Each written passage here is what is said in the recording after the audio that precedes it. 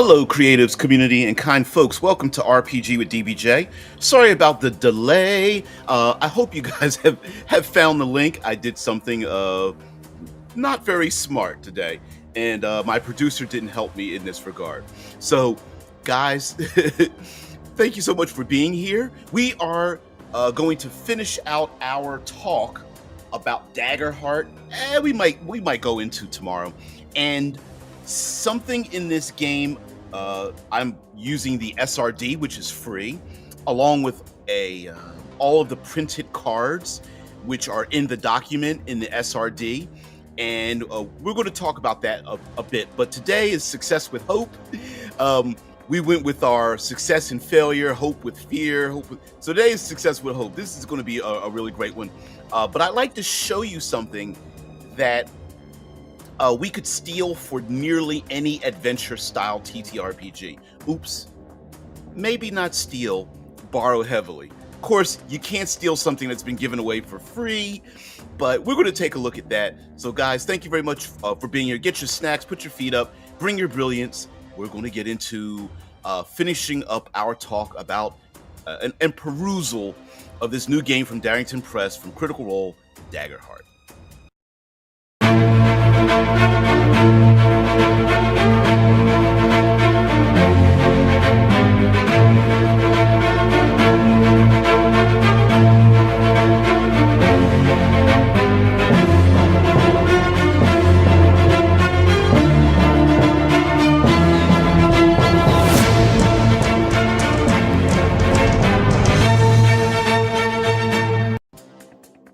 Hello, everyone. Sorry about that. I actually put the wrong title in there, and I had to go back in and change the title because if I go live with the title, it's very difficult to go back and change it, especially since I have very little time to do these live streams and modify them outside of being on camera. There's many live streamers out there that have that spend twice as much, 3 times as much time behind the camera as in front of it. So I hope we do. Okay, come on, chat. I hope we are able to get some chat figures in here. Let's see. Let me jump over to YouTube. I think we're having that same chat window issue. Apologize for that. So I'm going to show you something about long and short rests and long and short rests. Oh, see, there it is. Yeah. For some reason. All right, let's pop out this chat window here. Sorry about that on YouTube, and those of you over there on Twitch, I'm going to have to close down my chat window and pop them out individually, and then put them up on screen. So, let's see. Sorry about the hassle. Let's close this down and share out the chat window. Yeah, much better, much better. Come on, shrink you down just a little bit. Oh, I guess not. I guess that's it. Good morning, everyone. Afternoon, evening. I don't know what time it is. It's 6 a.m. Eastern Standard Time when we go live here from the Ohio Valley. So I would like to show you guys something kind of tucked down into the Daggerheart game, and it's pretty interesting. Let's see, pop out chats. There we go. Okay, I have any and all of you over on Twitch. I have you available as well. So, yay! And get rid of you, but we still have our windows up. Yeah. Okay. Cool. Too cool. So, allow me to show you. Let's replace the screen here with our Daggerheart, and we're on a page where it talks about conditions uh, and healing. And mind you, you know, for the most part, as we start to learn how to play these games, some of these things become secondary or tertiary because you're only going to encounter them when it happens. And this is pretty important because part of this, of course, is if as a player, you're probably not even going to read this until it comes up in play. I mean, you might want to learn about it a little bit if it involves some of your characteristics, but there's something important here. It's a small blurb, and I absolutely love it. So the first part of this is about conditions, and Daggerheart only has 3 conditions that apply to like 95% of the things that happen in the game. What I mean by conditions are like you haven't suffered damage, but there's something else going on to yourself or your adversaries. Meaning, like in ye olden days with 5th edition, not that it's old, but you get the point. There's like paralyzed and hidden and blinded and deafened and exhausted and so on and so forth. And in this game, there's only 3 conditions, and I believe the reason for that is because the other conditions are actually built into the character class functions. So for example, players have hit points, but they also have stress. They also gain and lose hope, and they have like armor slots. And that encompasses a lot. As a character starts running out of hit points and stress, they become physically and mentally exhausted. When they start running out of hope, that is more like a psychological condition that's built into the character. So I think you don't really need that. But for these conditions, there's hidden, restrained, and vulnerable. And for the most part, like 95% of most other conditions will fit into these 3 categories. Hidden, stealthy, hidden, whether the enemy is or you as a character are hidden. There's also restrained, where you can't move, but you could still take actions from your current position. And then there's vulnerable. When a creature is vulnerable, all rolls targeting them have advantage. And remember, in this game, advantage isn't rolling 2 dice and taking the highest, or disadvantage taking the lowest of 2 dice. Instead, you roll a d6, and it's either added or subtracted from your totals. And the same thing for enemies, right? It's added or subtracted to them. So, but anyway, we have like long rests and short rests. And let's see if we can move here. We have ourselves a short rest, and it tells you how much you gain back. You tend your wounds, you clear a d4 tier hit points for yourself or an ally. You can clear stress by 1d4 plus tier stress. You can repair armor during your short rest by clearing 1d4 plus tier armor slots. Tier is like what, not your character level, but there are tiers of play. So first tier is like first level. It's like in 5th edition parlance, it would be like first through 4th level, or first through 5th level. So if you 10 wounds and you clear 1d4 plus tier hit points, it's 1d4 plus 1.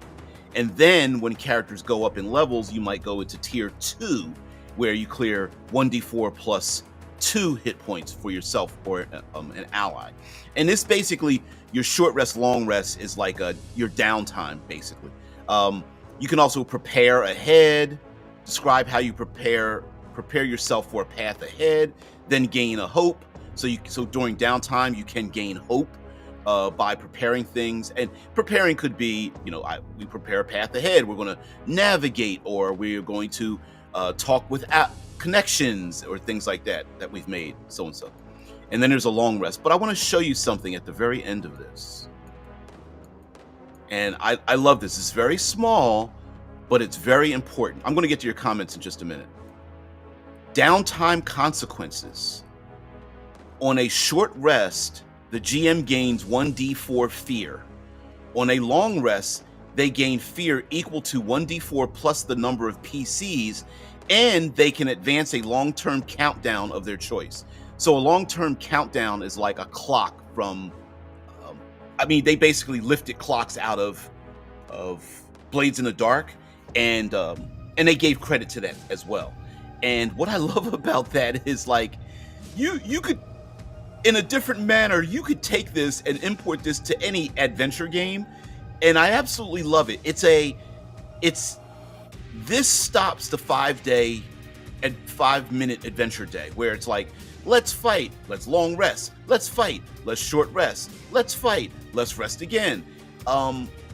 If you have some kind of matrix or whatever in your game that could replace fear, and then the game master gets that, like for 5th edition, maybe you add a D4 of challenge rating, and each time they rest, it goes up D6, D8, D10, and you're just like, oh, I'm just going to keep adding more challenge ratings. It's like, wait, what? You're like, no, the adventure's already here. I'm just going to make it tougher. Every time you rest, it gets tougher. Every time you rest, there's the D4, D10, like the difficulties go up, or whatever the case may be. There's more adversaries. It becomes harder to find the thing.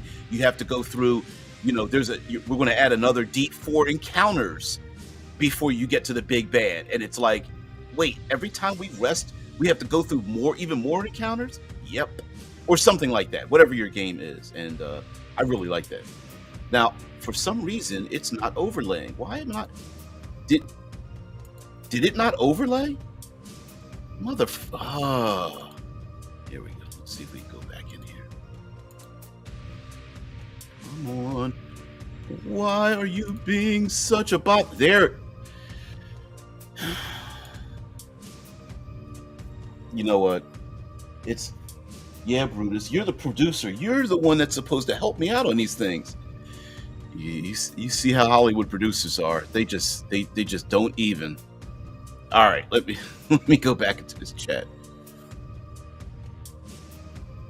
Boom, boom, boom. Let me put your chats up here. I can't place them out there again. Damn it. That's right. Okay. So we're just going to replace. I'm going to put your comments up here.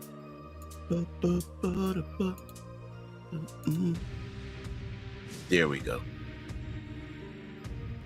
That's right here. Spook says, as a fan of a warlock, I feel targeted by this rising threat after rest mechanic. So in Daggerheart, of course, as you guys know, and if you don't know, in short, you roll 2d12, one die. The two 12-sided dice are different. One is hope, one is fear, and you roll them and add them together, but whichever die is higher, it means one is hope and one is fear. If hope is the higher die, players tend to get that hope. And if the fear die is higher, the game master gets that fear. Yeah, overlay is overlay's undermined. Yeah, I had an excellent English teacher who said one of the best lines in literature was Jesus wept, and talked about minimalism and things like that. He referred back to that, with people who are very wordy and such. But yeah, that was one of his best lines of any literary work. It was like, yep, it's in the Bible. Yeah, Stress. I wonder if they were inspired by Darkest Dungeon. That's a video game. N-King, they, on like the second page of the printed work in the PDF, this is from other reviewers, by the way. I'm getting this information from other viewers. They put in everything from like Darkest Dungeon to 13th Age, the Blades in the Dark. They actually specified the inspirations that they got that stuff from. So not only are you correct, but they also gave credit where credit was due for other inspirational materials. And most of that inspiration is either open source or what would you call parallel development kind of thing. So yeah, I hope my success succeeded. Yeah, success with hope. Yeah. Okay. So today is Success with Hope, and we're going to talk about the other unattached but possibilities of die rolls in this game. And one of the things I really love about this that is very different from your traditional D20 games is that every time the dice are rolled, something changes. And that change is either there's a success or failure, or if you roll doubles, any kind of doubles, even double ones, it's a critical success on the player side. And there is the possibility of gaining hope or the game master gaining fear. And I mentioned the other day about not rolling the dice. And it doesn't mean that you shouldn't roll the dice. Let me make sure I got the Twitch chat over here. Oh, you have to bail early today? Oh, sorry about that, Drew. Yeah. Sorry about that. Drew mentions, let's see if I can I tab through it? Oh, wow, it came up over there. So, okay. Drew, have a great one. Oh, always great to be here. That means you're gonna have to catch the VOD later and challenge me in the comment section. That's all right. So anyway, the idea is that whenever you roll the dice, the circumstances will change, meaning that either you will gain hope and the circumstances are in your favor, and then you could either spend that hope immediately or hold on to it. Again, players begin play with 2 hope, and you can hold a maximum of 6. And because the choice for your character to die or not is off the table, you can choose to survive, but your maximum amount of hope you can hold is reduced by 1.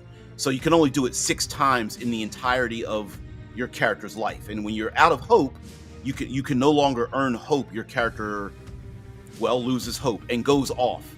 And you can describe how your character goes off or fails or disappears or goes to the foreign lands or retires or becomes catatonic or falls to the dark side or something like that. Yeah. Spook says brevity is the soul of wit is one I was always fond of, not as punchy for short lines as Jesus wept though. Yeah, and mind you, it's not copy and paste for literary brilliance, but you know it when you see it. It's like I can't describe it, but you know it when you see it, when you hear it. What was in the televised streaming show WandaVision? When the Vision talks to Wanda, our Scarlet Witch, and mentions to her about like death and things, and he says something to the effect of love is guilt everlasting, or guilt is love everlasting, or something like that, or pain is love everlasting. I can't remember the exact quote. I'm gonna have to look that up.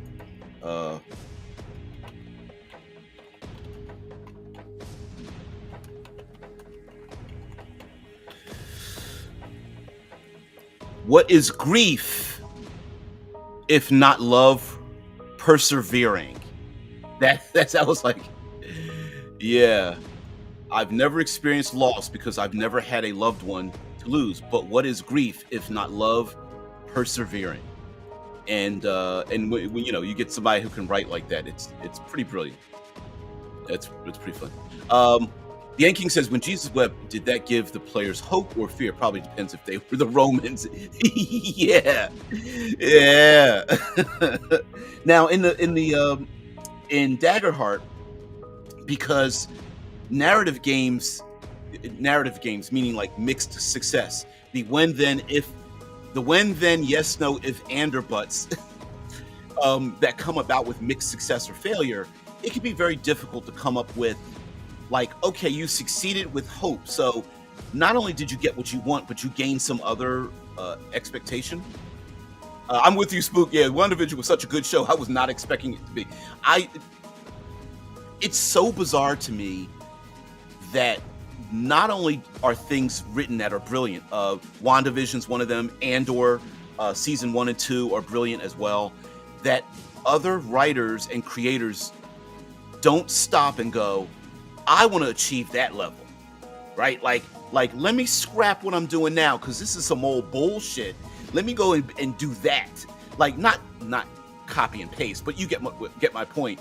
And then you have like the bean counters, like, nah, don't waste time on making it better. You know, it's just like, wait, what? But in the game, it can be very difficult to come up with these mixed successes. So the first part of mixed successing, when game masters are like, I gotta be on deck all the time, I'm not that creative. First of all, it's not. Use the mind fuel of your players. You know, just be open and honest and go, guys, I know you picked the lock, and you picked the lock with, not only did you succeed, but you succeeded with hope. I don't know what to do with this. So use your players, and everybody goes, well, maybe the character knows how to pick this lock and doesn't have to roll to pick the other locks. And they go, oh, yeah, that's a good idea. Or they pick the lock, and, you know, instead of having to roll additional things to pick the other 3 locks to get the tumblers, whatever, maybe you just completely do it or whatever. Or you can always default to, which what the game does is, if you succeed with hope, then you gain a hope. And you could add that in later. Now, the first part is you use the mind fuel of your group. Just give it to the players and go, guys, I don't know what to do in this situation. And if your players are very active, they're going to start saying things out loud anyway that you go, damn, that's a good idea. Yeah, let's do that. The second part in this game is, because players earn hope and the game master earns fear, you could delay the outcome of the hope and fear based on the narrative of what's going on. For example, that player that picked the lock, you could say, you know what, the guards get distracted with their card game, and now you don't have to make that stealth roll to get past the guards on your way out after, you know, performing this heist and stealing the jewels or something like that. Spook says, not to keep derailing, but on writing, there's a story from a comic writer talking about everyone at the office reading Watchmen when it came out, then immediately scrapping their work for the week. Yep. And you know what? That happens. Listen, if you're a creative, oh my God, I'm sure songwriters, dancers, if you're good and you see excellence, you do the mental slow clap, like, damn, I gotta give it to that. Whatever that thing was, that artistic endeavor, and you go, holy shit, that is great. And then what you do, and the depressing part is, like, you go back to the drawing board and go, I've been working on 3 songs, crunch, delete. You know, hey, I've been working on this novella, delete. You know, you're like, wow, I can't believe that thing. Yeah. The comic writers were given a doomsday clock on a long rest. Yeah, for those who don't know, there was a doomsday clock, oh man, in the Watchmen. Yeah, absolutely. What was it, a doomsday clock on top of a smiley face with some blood splattered on it? Or some variation of that for the Watchmen series when it came out? Yeah. That was the heyday, the 80s, mid 80s, with like the Watchmen, the Watchmen, what's the Marvel comic Justice League group with Hyperion and Orion and Oberon and the Spectrum and stuff. 12-issue series where I can't even remember their name.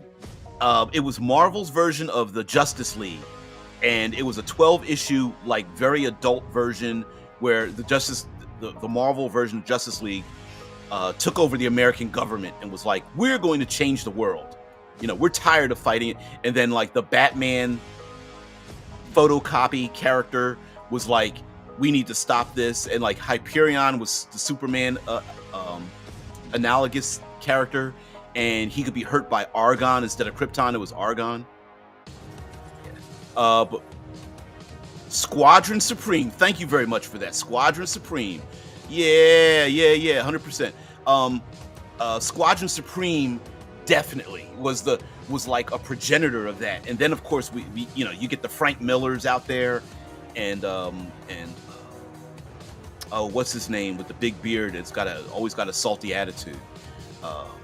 That wrote the Watchmen.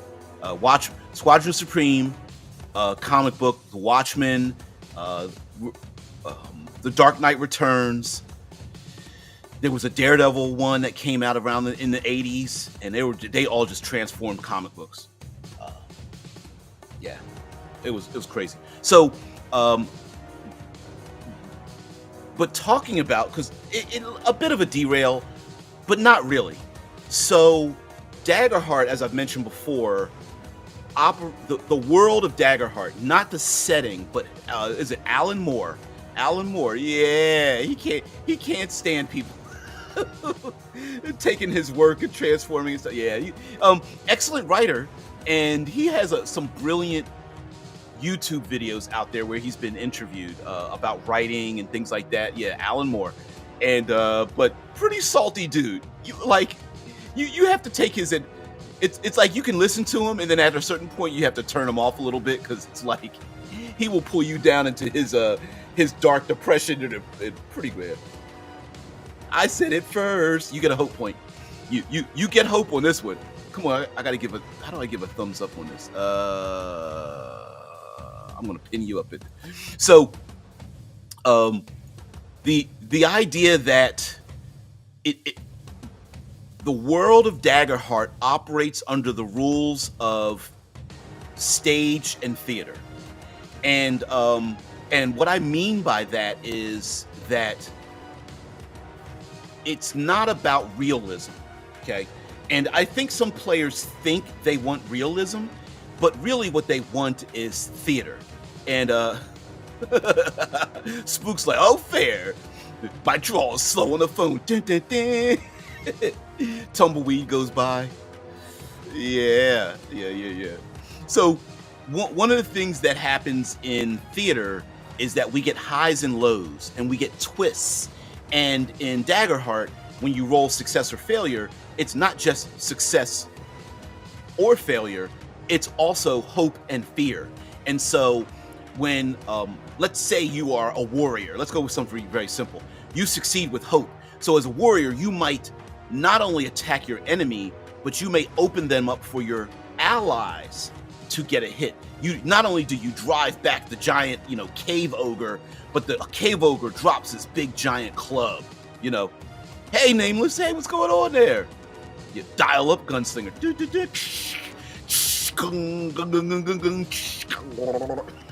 But that sounds like something different.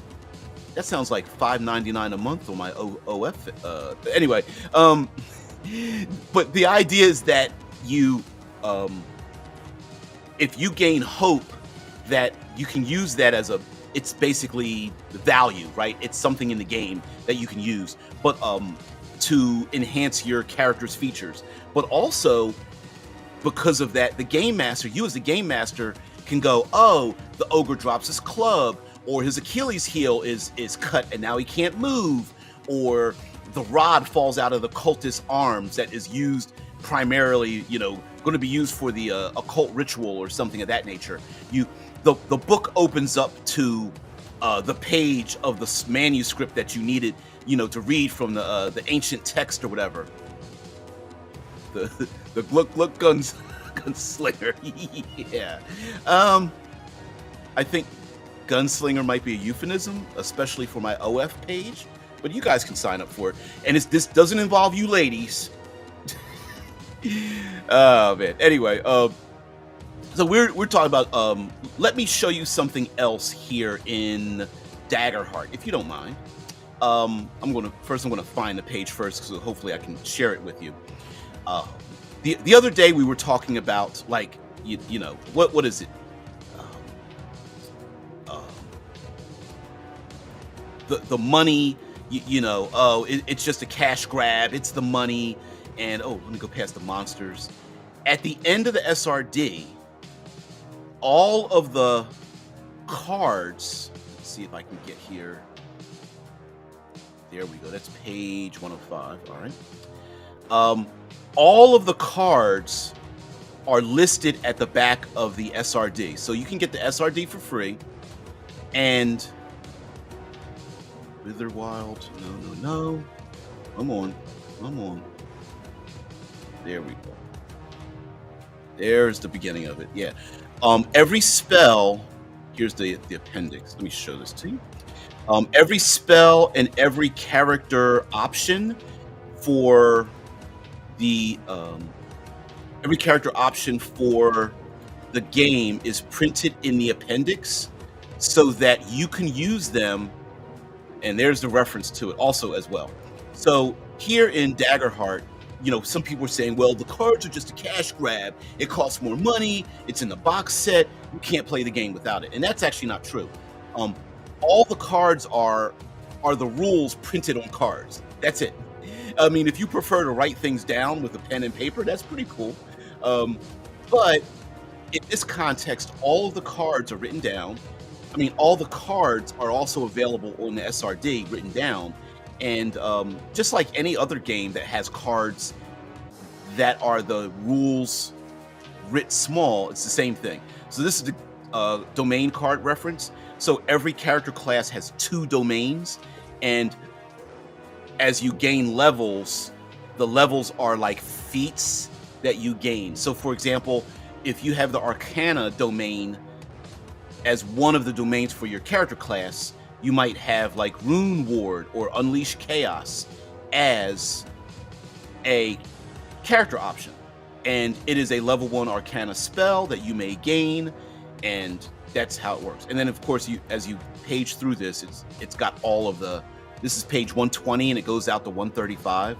So here's the Blade domain, and the warrior, the warrior martial classes might have Blade as one of their domains. Whirlwind, and then you go up to second level with Soldier's Bond, etc., etc. So these are free, and on the Daggerheart website, actually, they have a card It went away. What the hell? Anyway, on the come on back, come on. Trying to get your comments back up here, and it won't show up, at least on my end. There we go.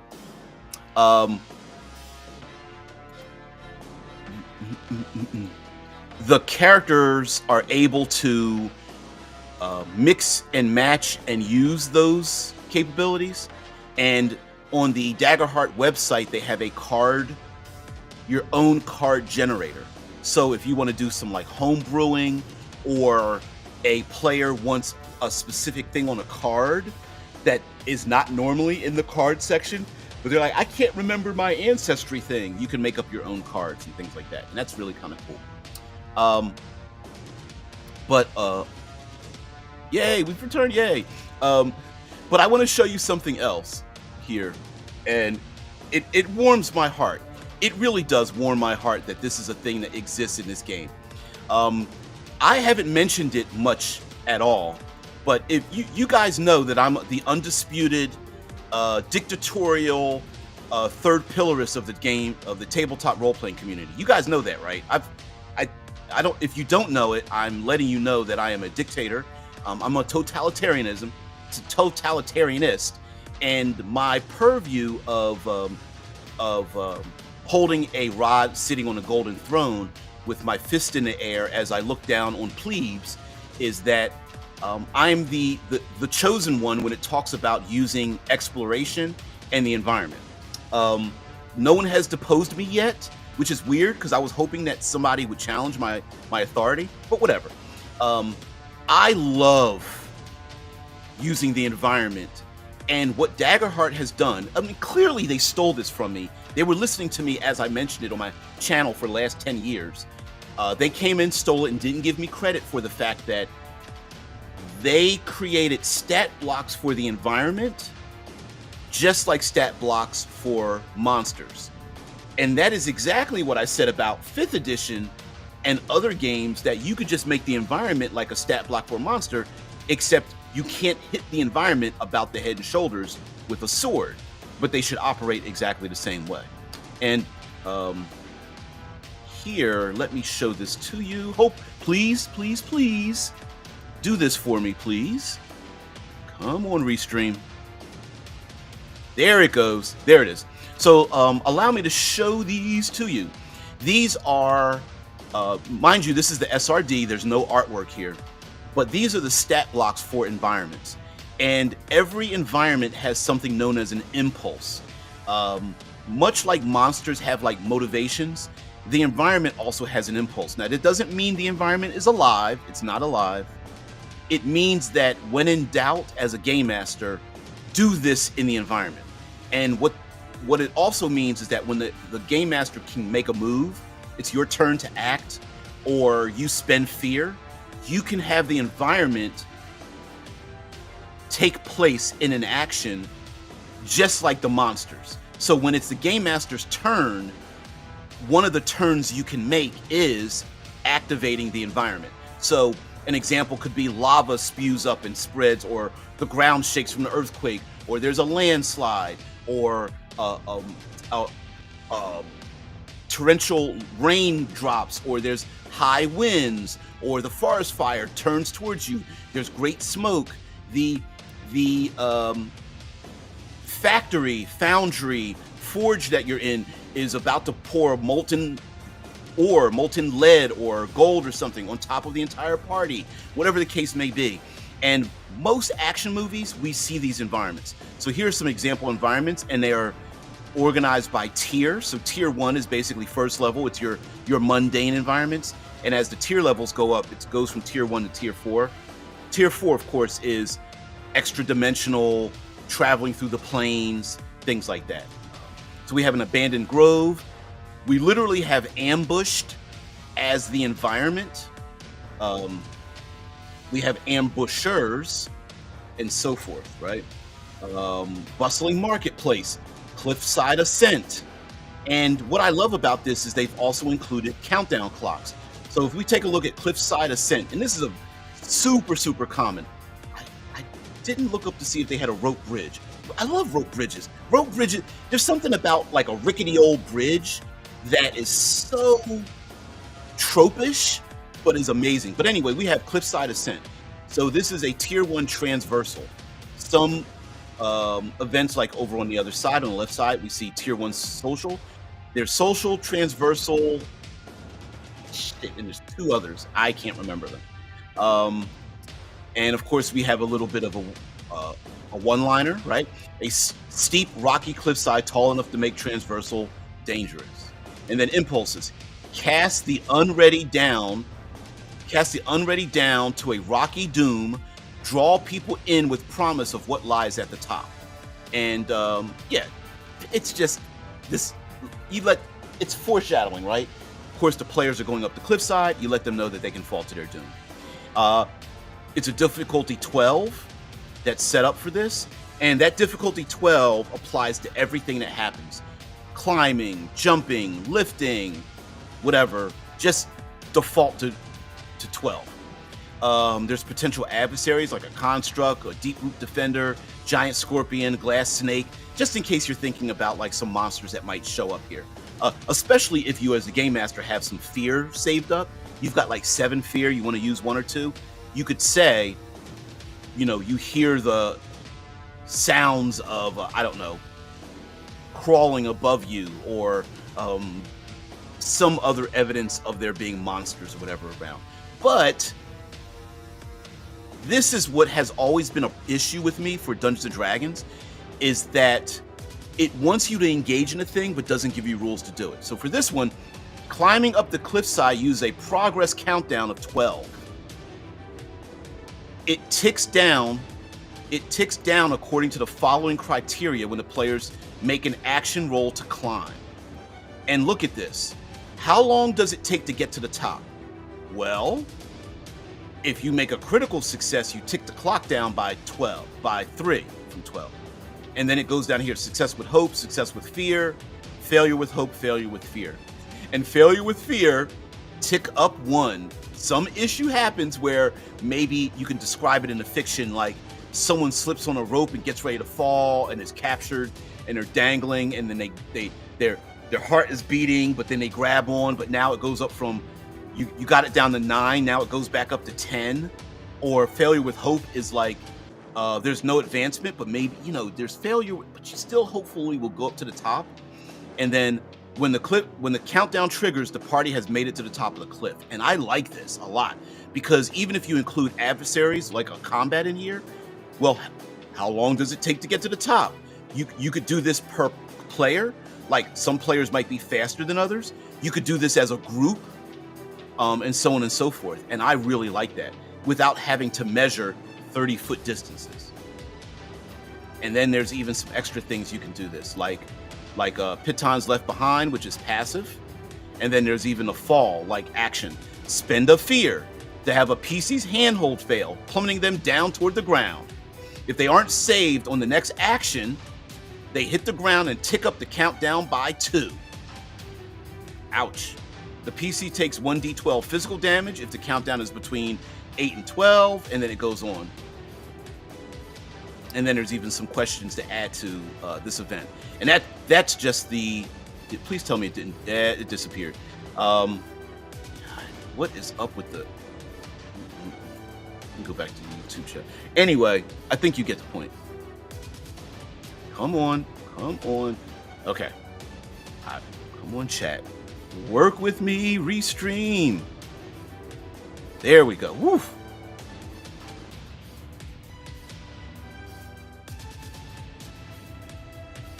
Dice Tater. Overland travel via goose stepping. Kind of like that. That's... Yeah, overland travel. Are you still doing a game for each in real life culture? Not as we speak, but I could always return to that. Although, you know, it's a bit difficult to kind of do that. Yeah, where will you go when the mountains fail you? Saruman trying to give fear to the party. Yeah, that's only from the movie. Yeah, not from the books.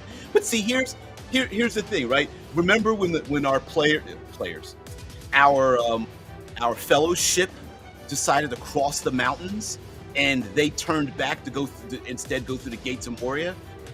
That basically is like failing with fear, right? It's like things keep getting worse. It's cold and, you know, except for Legolas being able to walk on top of the friggin' snow. Anyway, but they're trudging through snow. The mountains are literally doing battle with each other, or, you know, rock slide / earth elementals or whatever. They can't see where they're going. They just like, let's go back.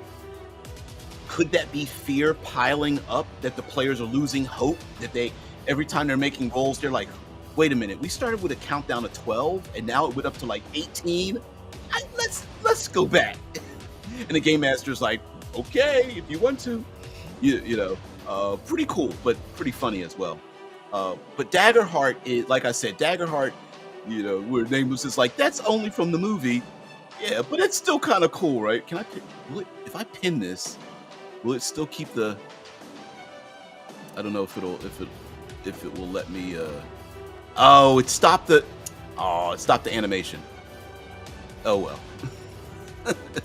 I was hoping the animation would stay up there. Oh, well. But anyway, if there's anything else, character creation. I promised I would show off some character creation, and it's not really working with me too well to allow me to show this to you, but I'm going to see if one more time. All right. Let's go back to character creation, and let's see. Character creation. So here in character creation, of course, there are character classes, there's ancestries, etc., etc. There are ways to change this around, but if we were to follow a wheel, there's 9 domains, and imagine a wheel of all 9 domains in a big circle, and each character class sits between 2 domains. So, for example, for the Midnight domain, the Rogue and Sorcerer each have Midnight. But, like the Rogue has Midnight and the Sorcerer has Midnight, but if we look here at Arcana, the Sorcerer is Arcana and Midnight, but the Rogue doesn't have Arcana. The Rogue has something else. It's pretty interesting. I really like the idea of, like, you pick these 2 things, these two specialties, with no overlap, and I mean with very little overlap with other people, and that becomes your character class, and it's pretty cool how they did that. And here are the classes: Bard, Druid, Guardian, Ranger, Rogue, Seraph, Sorcerer, Wizard, and a Warrior and Wizard. And there's plenty of space to make more because what is it? 9 domains. So you have 9 times 9 minus. How do you minus the overlap? Is it 9 times 9 minus 9? I don't know how to do the math in my head. But anyway, if you take a number of these domains like Codex, Grace, for Bard, or like the Druid is Arcana and Sage, the Ranger, surprisingly, is Bone and Sage, whereas like the Warrior is Blade and Bone and whatnot, and it's kind of cool. And here it goes: PCs acquire 2 first-level domain cards at character creation with an additional domain card at or below their level each time they level up. And so you can gain other domain cards or features, right? You don't need the card to do it, but the cards are an easy way to remember and access the rules, so everything is written down. Talks about the class features here for the classes, and every class, and then each class has a subclass to it. And of course, there's plenty of space to make subclasses. Because this is the SRD, and there's a community game license, CGL, I think community game license, you can create your own things, and there are already people creating things. There's the Bard subclass, and under this has a very heavy, what's it called? Bounded accuracy. Please tell me it didn't disappear on me. This has a heavy bounded accuracy. So when you, let's see, which class is this? Hopefully it'll show. This is the Bard. It tells you what your domain is. Your starting evasion, that's basically like your ability to maneuver out of the way of getting hit. And then it automatically gives you a small trinket. And your starting evasion isn't necessarily dexterity. It's your ability to maneuver out of danger. So your evasion is kind of like your base saving throw, and then you can modify it very slightly. But for the most part, when you level up, it has 10 levels, and I think you only have level progression 3 or 4 times. I think if you put it all into evasion, I think the highest you can get is a +4. And now evasion is separate. This isn't armor class.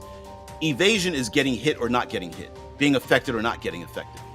And then if you are actually targeted and hit, then we go into the damage rules and whether you use your armor slots and things like that. And your damage, whether it's minor, major, or severe, we get into that. And then it gives you your starting hit points of like 5. Double-digit hit points is rare, but possible in this game. Very low numbers, and that's the way they want to keep it. So, Druid subclasses. Let's go to Warrior.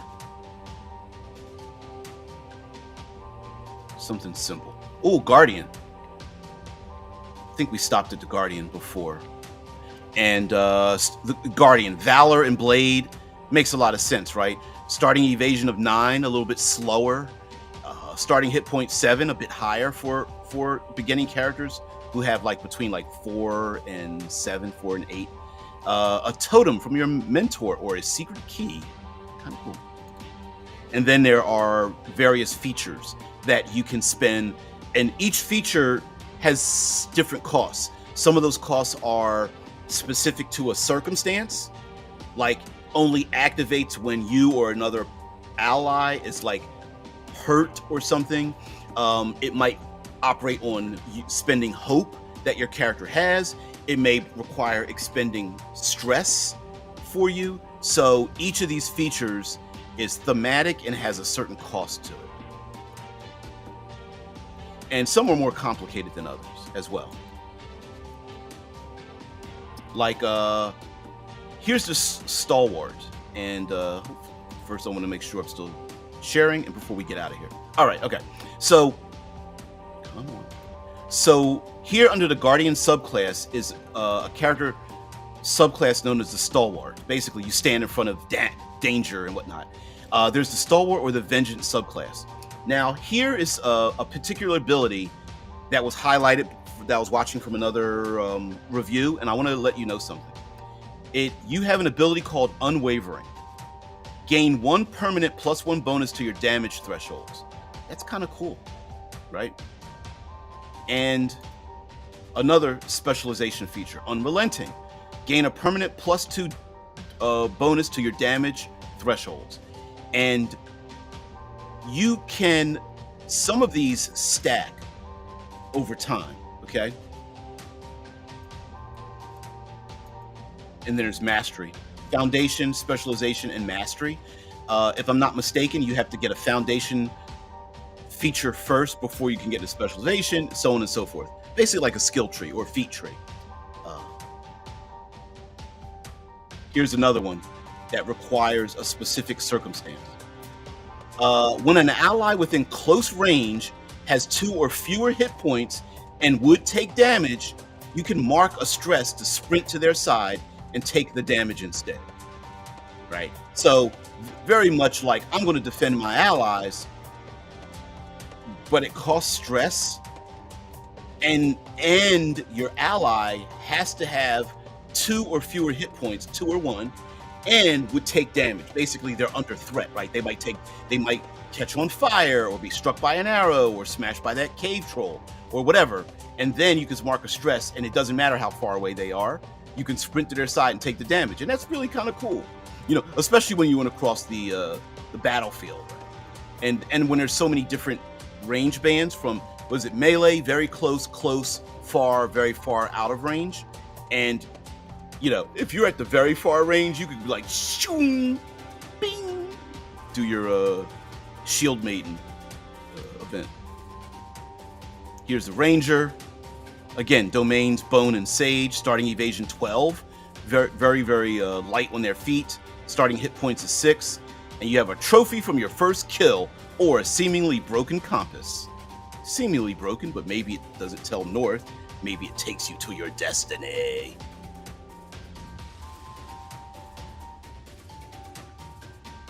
Here's a Ranger's Hope feature. Hold them off. Spend 3 hope when you succeed on an attack with a weapon to use that same roll against 2 additional adversaries within range of the attack.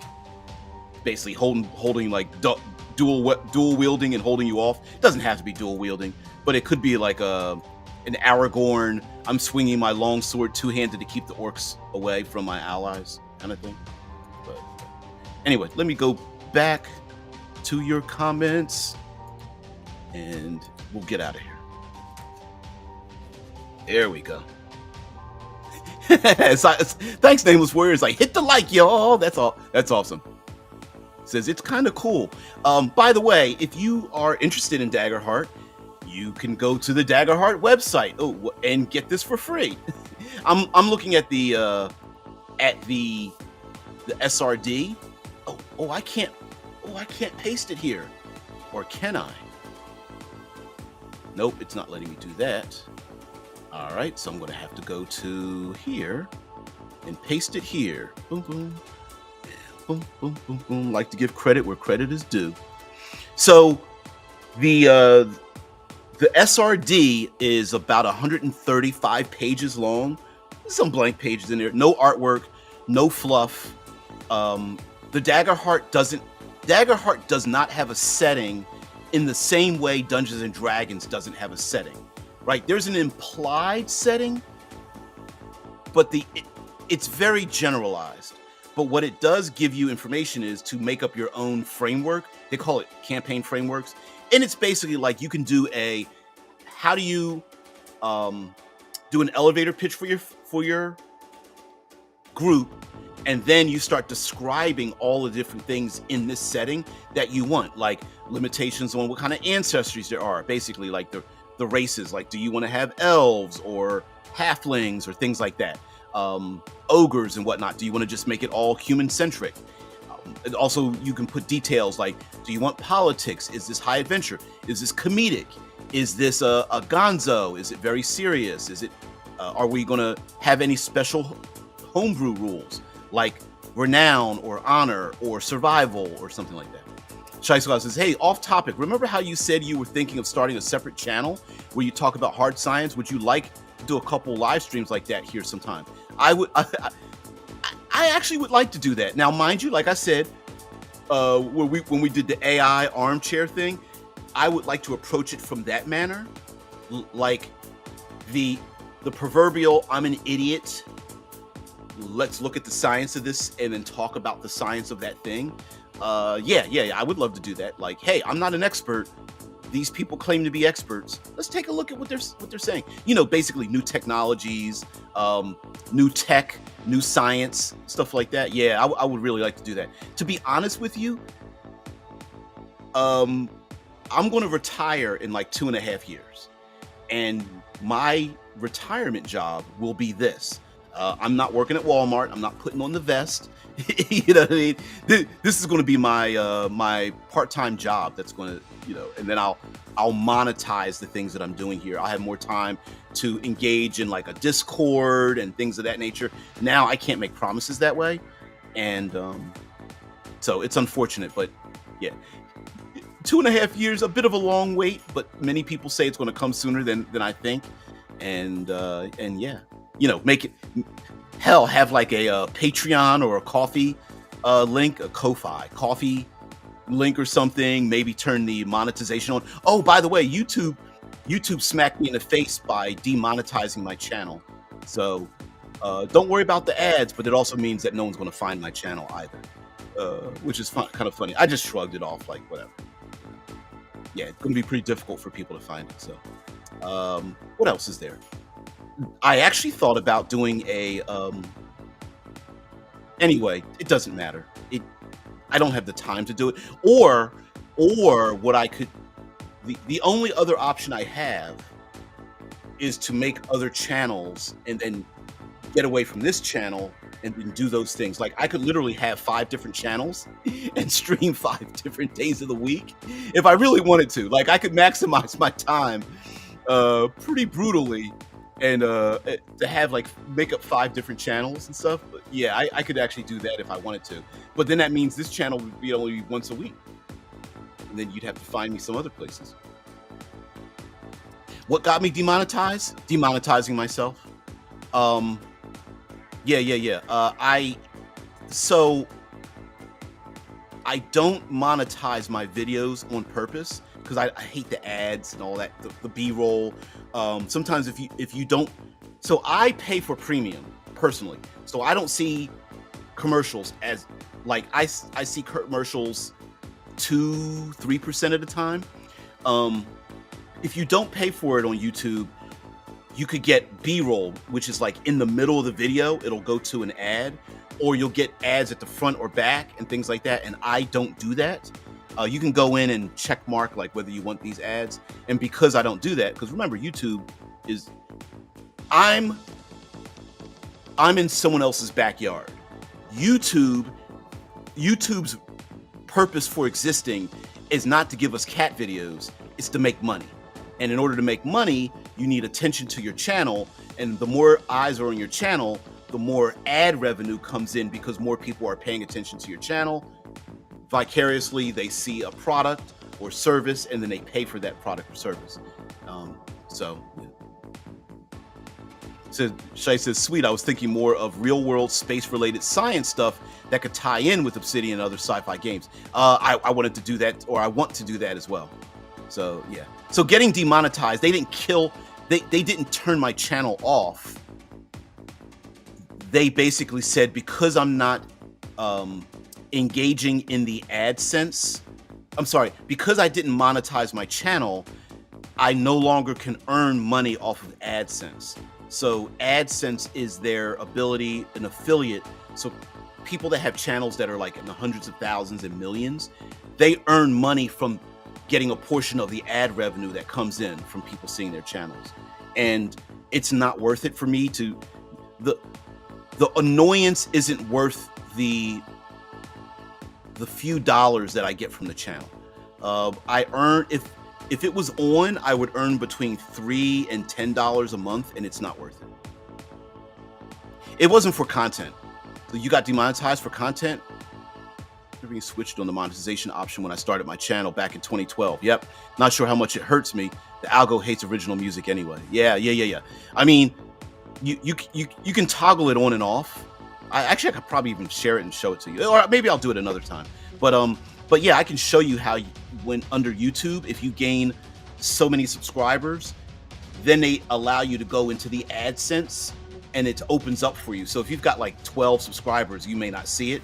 But if you go past like 100, it might be 50 or 100 or 1,000 or something like that. And then it allows you to earn money for your channel. And you can have things like memberships and super chats and things like that. Like if I'm not mistaken, let me see if I hit the engage with your audience thing. There it is. Start a question, start a poll. I don't see anything that says like super chats on here, or maybe it's just not facing me. But like super chats allow me to earn money. People could like drop $5 and like here's go get yourself a cup of coffee or something or whatever. But yeah, I don't have that. So, but anyway, I mean it's $5. I mean, hell, I pay $50 for my streaming ability to stream simultaneously and do other things, have those features in the background, plus the music, the the music in the background and all that kind of stuff. So yeah, I mean, I could offset it, but it's not worth it. It's not worth it to F with the system. So anyway, guys, thank you very much for being part of the show. Thank you very much for tolerating the tech difficulties and whatnot. And thank you very much for bringing your brilliance as well. And showing off Daggerheart. If you guys want to check out Daggerheart, here's the link. You can go get the SRD, check out the game for free, maybe try it with your group. Absolutely, positively read the player and game master suggestion. It's some of the most brilliant material out there. It is very much a theater-minded, highs and lows, movie, graphic novel, television, stage play style tabletop game whose mechanics operate in that manner. Yeah, if the algo will never show your stuff to the general public, well, damn, that's a big incentive to put up with advertising. Yeah. If you get demonetized, they pretty much will never promote your channel. So yeah, even people trying to find it accidentally probably won't find it. So maybe I might go back in, maybe allow ads at the end of the show or something like that. I don't know. Maybe I'll reassess it, but I'm not really pushed to do so. Yeah, and I'm not very good at promoting myself, so I don't know what to do.